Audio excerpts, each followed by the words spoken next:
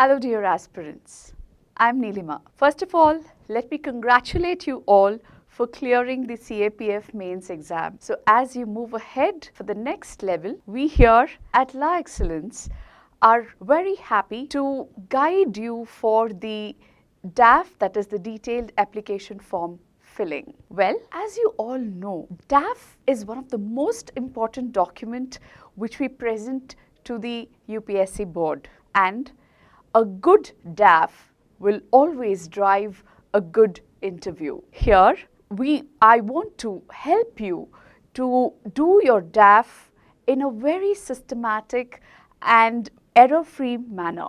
So, let's begin and see what are the precautions, what are the most important things that we need to see when we are filling our DAF. Remember, errors in DAF will land you into trouble in the interviews. So make sure that you relax, have a planned time, sit calmly and do the filling of the application form. This video will guide you and help you to fill your DAF in the right manner. Well, how do you fill the DAF? First, you need to go to the official website of UPSC Commission. Check the What's New tab, click DAF, as you can see here. The Central Armed Police Forces Assistant Commandants CAPF Examination 2021 is here. A login page will appear in the tab and fill your details and submit. So let's begin on how to fill the DAF form. Well, so because one thing you have to keep in mind, this is an online filling and it's very important that you fill in without mistakes. Okay, so make sure that you're alert and attentive. Well, the first, the details which you have to fill in, this already is present. So you have your RID, roll number, name, the email and mobile. Now, one of the things which I have always noticed in students is sometimes you have, if you have given any kind of, a very different kind of a email ID, do expect questions from that, okay? And sometimes why you have given in that pattern and so on. Remember, there is always somebody analyzing your personality, all right? And then we come to name, your name is already there. Now, the second section is wherein we are talking about your address for correspondence to which communication is to be sent. Now, remember today we are in the online world and UPSC doesn't send any kind of a hard copies by post and so on. So therefore, my suggestion to you is, though you are, let's say you are living in a different city and you're prepared for the exams, do not let the communication or the correspondence address be the same for address for correspondence as well as your permanent postal address. Okay, so it doesn't make any sense to write different ones because you're not going to get anything by post. All right. Then comes your date of birth, okay, and if you're claiming any kind of relaxation in terms of, the community, relaxation and so on, so make sure that you enter all those things in detail. Please be very careful when you are entering the gender, okay, and the state and so on. Then comes the community and all the, if at all you have a caste certificate, make sure that you enter the details correctly. Go through the proforma, go through the, the category and what is it and so on. So make sure that you fill that right. Then comes religion and then, okay, and then you need to give your educational qualifications. So let's begin with that. All right. So some important points here. Well, if you are, first your, the basic, your SSC, that is your 10th standard qualification. So if you have a class and a grade, you write that, and percentage of marks. Now, this is a state board. If you have CBSE and you have a GPA score, then you will write your GPAs here, okay? And then year of passing. Now subjects, yes, all the subjects you have studied, the school, and what is your board. Then comes your 12th standard. 12th standard, the same thing, you will repeat in terms of what is your marks. If it's marks, you will write marks, then your CGPA, the subjects what you have studied. And you don't have to write the languages. Please write only the main subjects you have studied in your 12th standard. And then you would just finish that off. Then comes your highest degree, your the graduation, which is whatever it is. You would fill in all your details like this. Now remember, it doesn't make sense to fill in all the subjects of your engineering, for example, let's say, because there's no space. So you would just write the subjects like how it's written here, okay? And look here, there is a spelling error here made by this student. So that is what I'm saying. Be careful. It always shows your eye for detail, and that's very important, okay? And then you would also, and whatever university you have passed out, okay? So for example, let's say you're pursuing any kind of a master's degree. Then you would write that degree, and you would also, just in case you want to mention it to the board, you would write it. If you do not want to mention it, you can leave it. But then if you leave it, there would be a gap in your educational qualifications. Why is there so much of gap and so on? Then you will not be able to justify that gap, okay? So therefore, if you have done higher studies, your post-graduation or so, please do mention it. And if you're pursuing it or whatever, you could just probably write that you're pursuing it. So your division or percentage of marks would be 0. All right, and yeah, so that's about the BTech there, which this student has, and then comes the most important area, which is your order of preference, okay? So make sure that you have done your homework very well, where your interest lies in, and give your order of preference. And when we do another session wherein we will talk about what is the scope of all these services and how do you choose that, another video will be coming up, okay? And then we have so that's about the forces there. So the 5 forces, please give your preference to it. Now you need not always have the most popular preferences. It can be your own choice, but you need your reasons to justify why you have that order of preference. So let's look at the employment section. A lot of students have a lot of doubts related to employment.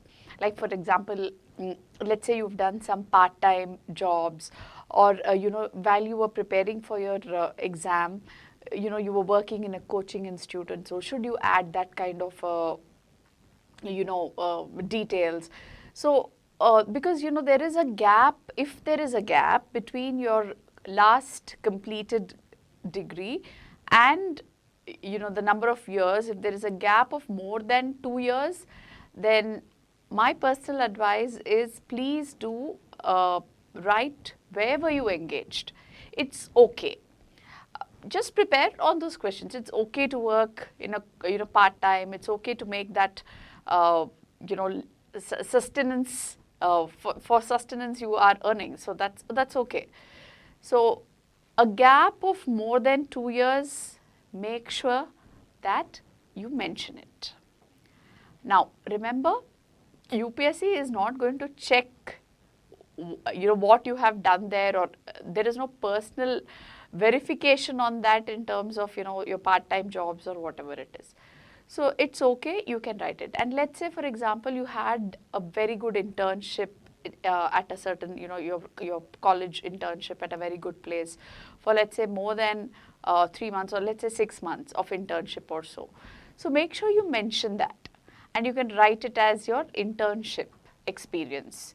Though they have asked you, as if you see here, designation and position, you could say what were you, and you could write that area if you want the board to ask you that question. So that way, you drive the board towards questions what you want.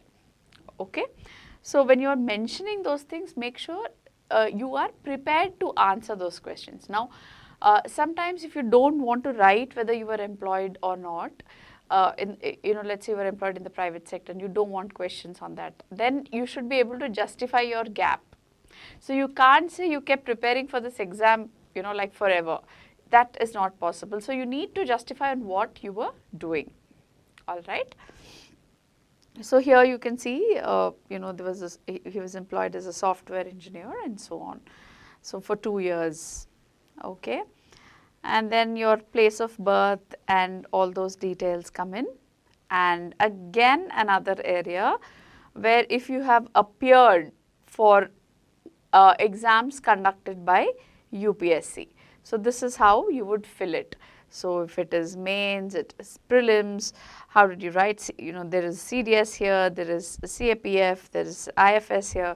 So you need to, so for certain things, this aspirant had, cleared the prelims and wrote the mains. So you have to mention all these numbers, all your previous roll numbers. Okay. Then comes, have you been debarred? Those details, yes or no. So make sure when such questions come, you pick the right answer. Then name of father, name of mother, all of this when you fill. Remember, you will have questions based on that. So questions based on place, question based on, like for example here in this case, both of them, they are like 1 minute. The father, yeah. So father has father's profession. Okay, father's profession is in government service in a public sector. So government service, so what is the service, what has he done, you have to know in detail about it. And here mother's profession is teaching, so you should know all the details regarding teaching. So whatever is there in your DAF, make sure that you are ready with those questions. Okay. Then comes all the other details, then mother tongue and what all you can read, write and speak. And then comes the most interesting and confusing part of students on what to fill when it comes to prizes, medals and scholarships, team games, positions of leadership, extracurricular activities. Now, let me give you an insight into this. See, a lot of them have this, kind of a thing that we've not done much in school, we've not done any medal, we were just studying, like we were very regular students. So, I mean, it's not like we did any extra achievements or so. So, how do, or what should we write?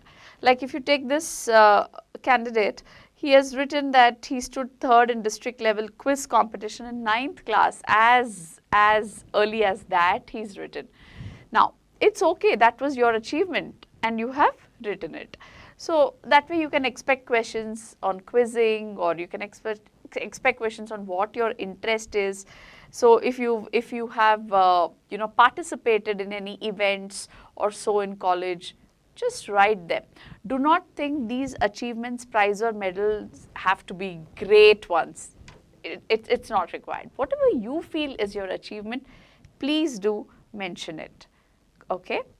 Then sports, yes. So you should please write down or very carefully on what sports. Do not write too many, because area of interest in sports and questions related to sports will be quite a lot.